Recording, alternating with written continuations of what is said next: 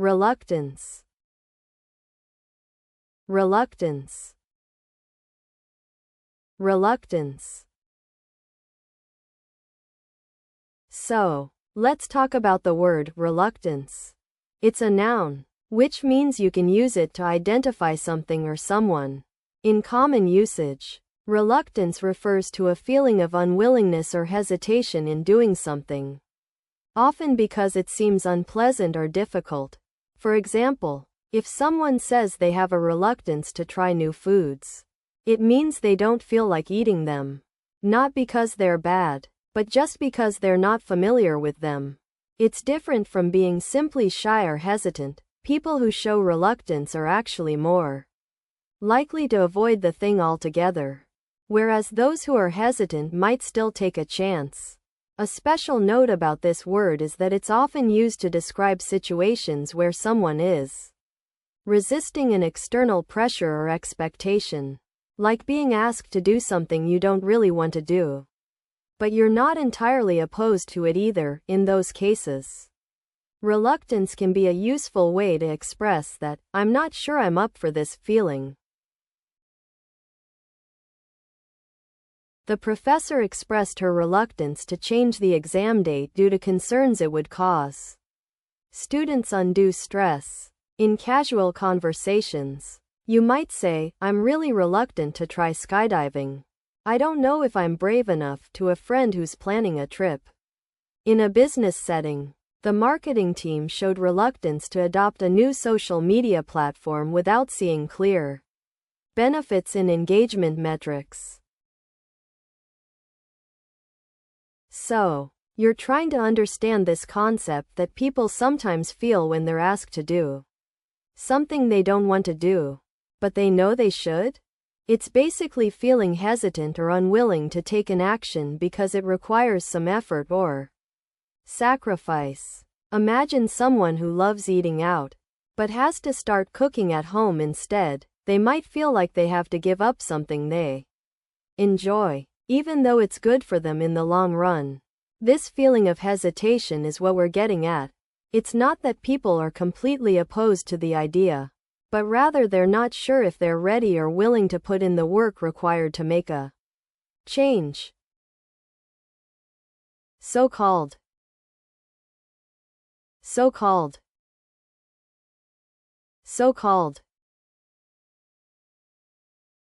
So, when we say so-called, it's actually an adjective that modifies a noun to indicate that something is being referred to by a name that might not be its actual name, but rather a name given to it for convenience or because of some other reason.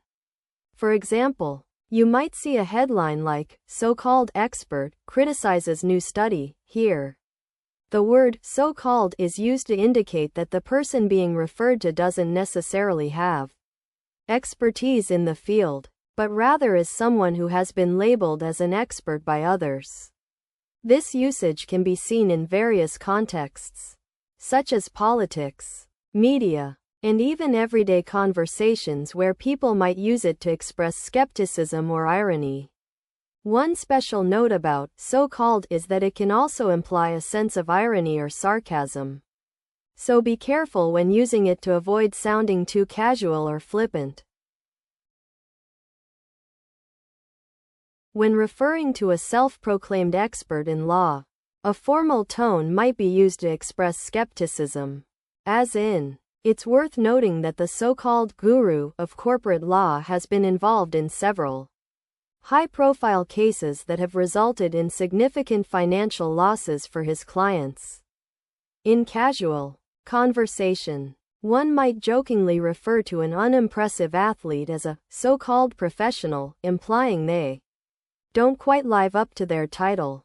For instance, "I watched him play at the weekend and I'm still trying to figure out how he got drafted. He's just not a so-called pro." In business or academic contexts, one might use the term to question the validity of a study or theory, such as, "The findings from this so-called groundbreaking research have been disputed by several peer-reviewed journals due to methodological flaws." Let me explain what idiom means in simple terms. An idiom is an expression that has a special meaning that's different from the literal meaning of individual words. It's like a shortcut in language where you can say something in just a few words, but it carries a whole idea or feeling with it. For example, if someone says, kick the bucket, they don't literally mean kicking a physical bucket, but rather passing away or dying. Idioms are often used to add flavor and interest to our language, making conversations more colorful and expressive, and can be found in many languages, including English. Straightforward. Straightforward. Straightforward. Let's talk about the word straightforward. As an adjective, it means easy to understand and deal with, without any complicated or confusing aspects. In common usage, people use this word to describe situations, ideas, or instructions that are simple, clear, and straightforward to follow. For example, you might say, the instructions on how to assemble the furniture were very straightforward, or, her explanation of the plan was straightforward. We knew exactly what to do. What's special about this word is that it implies a lack of complexity or ambiguity, making it easy for others to grasp and understand, which can be really helpful in everyday conversations. Here are 3 practical example sentences using the word straightforward with different contexts. I was impressed by the straightforward instructions that came with the DIY kit I bought to assemble my new bookshelf. It took me only an hour to put everything together. The context here is a casual conversation, where the speaker is sharing their experience of easily assembling a piece of furniture. In contrast, some people might find the professor's teaching style too straightforward, and miss out on the nuances that make the subject more interesting, but I personally appreciate how she presents complex ideas in simple terms. This usage is from an academic or business context, where the speaker is discussing the approach of a teacher or lecturer, highlighting the benefits of clear and uncomplicated explanations. The investment advisor was very straightforward about his fees and commission structure, which made me feel more confident in my decision to hire him. I didn't want any hidden surprises down the line. This usage is from a formal context, such as a business meeting or professional service discussion, where the speaker is praising someone's honest and transparent approach, particularly in a financial context. So you want to know what straightforward means? Well, let me break it down for you.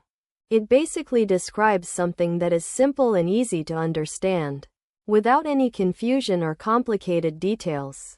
When someone says that something is straightforward, they mean that it's clear and to the point, making it quick and easy to get from one idea to another. You can also think of similar concepts like simple, easy to follow, or to the point. All these words are kind of like cousins to straightforward. When something is straightforward, you can use it or apply it in a simple way, without needing to overthink or analyze it too much. It's often used in situations where you need to explain something clearly, like giving directions or explaining a rule. For example, if someone asks for help with a problem and you give them a step-by-step solution that makes sense right away, that would be considered straightforward.